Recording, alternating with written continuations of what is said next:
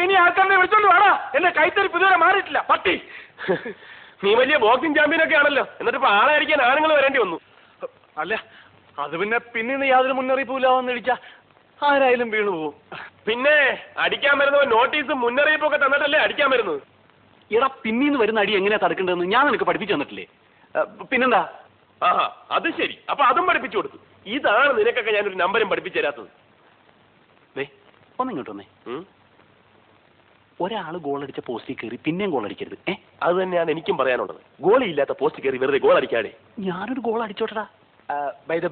വല്ലതും പറ്റിയോ? ഞങ്ങൾക്കൊന്നും പറ്റിയില്ല. നിനക്കല്ല, നിനക്ക് നല്ലോണം പറ്റിയിട്ടുണ്ടാവുമെന്ന് എനിക്കറിയാം. ഞാൻ ഈ കുട്ടിയോടാ ചോദിച്ചത്. വല്ലതും പറ്റിയോ? ഒന്നും പറ്റിയില്ല. അത് തക്ക സമയത്ത് ഞാനും എൻ്റെ ഈ പിള്ളേരും വന്നതുകൊണ്ടാ. അല്ലെങ്കിൽ കുട്ടിയുടെ ചാരിതാർത്ഥ്യം വരെ നഷ്ടപ്പെട്ടേനെ. ചാരിതാർത്ഥ്യം അല്ലടാ, ചാരിത്രം. എന്തായാലും എന്താ നഷ്ടപ്പെട്ടിട്ട് പിന്നെ അതല്ല ഇതാണെന്നൊക്കെ പറഞ്ഞിട്ട് വല്ല കാര്യമുണ്ടോ? ആക്ച്വലി സംഭവം ഒന്ന് തന്നെ. ബട്ട് കൊളോക്കിയലി ഞാൻ കൊളവാക്കണ്ട. പരിചയപ്പെടുത്തത് കൂട്ടുകാരാണെന്ന് പറയടാ. നിന്നെ പോലെ അടക്കാത്തല്ലേ ഞങ്ങളുടെ കൂട്ടുകാരനാണെന്ന് പറയാൻ ഞങ്ങൾക്ക് ലജ്ജയുണ്ടടാ. ഇവരൊക്കെ എന്റെ കൂട്ടുകാരാ. എന്റെ എന്ന് പറഞ്ഞ സേതുന്റെ.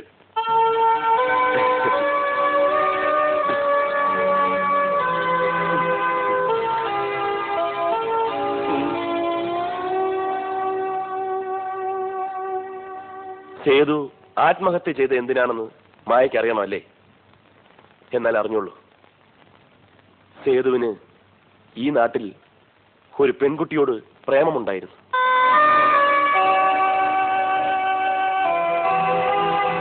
അവളെ കാണാനും അവളുമായിട്ട് അടുക്കാനും വേണ്ടിയാണ് സേതു ഇവിടെ കഴിഞ്ഞത്. അവളെ നഷ്ടപ്പെട്ടപ്പോൾ സേതു ആത്മഹത്യ ചെയ്തു. സത്യമാണോ നിങ്ങൾ ഈ പറയുന്നത്? മരിച്ചുപോയ ഞങ്ങളുടെ സേതുവിനെ കുറിച്ച് ഞങ്ങൾ എന്തിനു നുണ പറയണം? ആരായിരുന്നു പെൺകുട്ടി? ആരാ, ഏതാ, എങ്ങനെ പരിചയപ്പെട്ടു, എവിടെ വെച്ച് പരിചയപ്പെട്ടു എന്നൊന്നും ഞങ്ങൾക്കറിഞ്ഞു. ഞങ്ങളാരും അവളെ കണ്ടിട്ട് പോലുമില്ല. പക്ഷേ ഒന്ന് മാത്രം അറിയാം, അവൾക്കും സേതു എന്ന് വെച്ച ജീവനായിരുന്നു. സേതു ആ ബന്ധത്തെക്കുറിച്ച് ഞങ്ങളോട് പറഞ്ഞപ്പോഴേക്കും അവളെ വീട്ടുകാർ വീട്ടുതടങ്കലിലാക്കി കഴിഞ്ഞിരുന്നു. ഒരു അന്യജാതിക്കാരനായ പുരുഷനെ പ്രേമിച്ചത്. പിന്നീട് ഒരു യുദ്ധമായിരുന്നു. ഒരു ഭാഗത്ത് അവളുടെ വീട്ടുകാരയച്ച ഗുണ്ടകളും ബന്ധുക്കളും, മറുഭാഗത്ത് സേതുവും, പിന്നെ ഞങ്ങൾ 4 പേരും. ഇവനെ എടുത്തിട്ട് ഇടിച്ചപ്പോ ഞങ്ങൾ ഒന്ന് രക്ഷിച്ചില്ലേ? അവന്മാരൊക്കെ അതിൽപ്പെടുന്നവരാ. സേതു മരിച്ചിട്ടും അവർക്ക് ഞങ്ങളോടുള്ള പക തീർന്നിട്ടില്ല.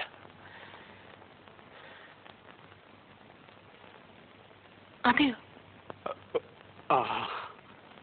ഈ ലോകം മുഴുവൻ എതിർത്താലും ഞങ്ങൾ സേതുവിനോടൊപ്പം നിന്നേനെ. അവളെക്കുറിച്ച് എന്തെങ്കിലും ഒരു സൂചന തന്നിരുന്നെങ്കിൽ ഞങ്ങൾ അവളെ തൂക്കിയെടുത്ത് സേതുവിന്റെ മുമ്പിൽ കൊണ്ടുവന്നിട്ടേനെ. പക്ഷേ സേതു അതിനൊന്നും സമ്മതിച്ചില്ല. ഞങ്ങൾ മാറി മാറി ചോദിച്ചിട്ടും അവളെപ്പറ്റി സേതു ഒന്നും പറഞ്ഞില്ല.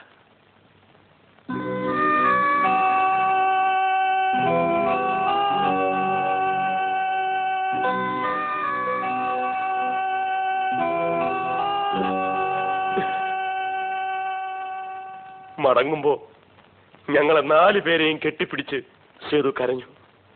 കണ്ണീരോടുകൂടി യാത്ര ചോദിച്ചവൻ ഇറങ്ങിപ്പോയി.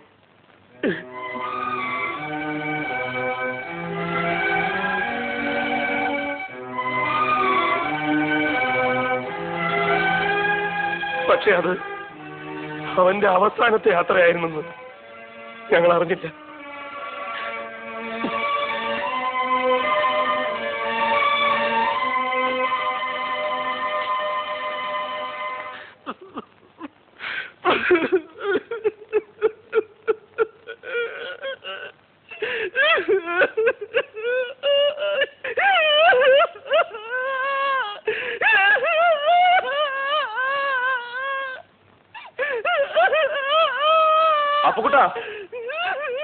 അപ്പുക്കുട്ടാ, നീ വന്നേ.